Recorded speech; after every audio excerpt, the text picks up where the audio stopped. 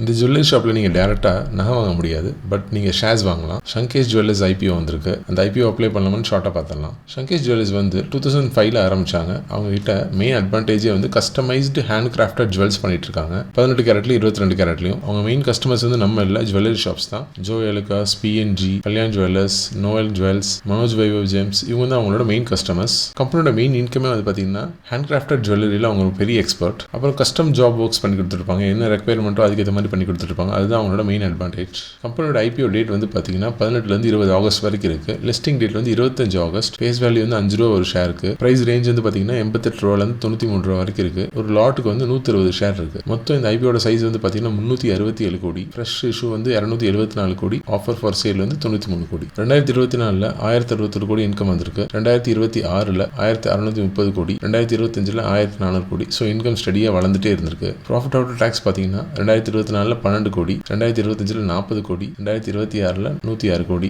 So இதுவுமே நல்லா increase ஆயிருக்கு. கம்பெனிக்கு இப்போ கரண்டாக 127 கோடி லோன் இருக்கு.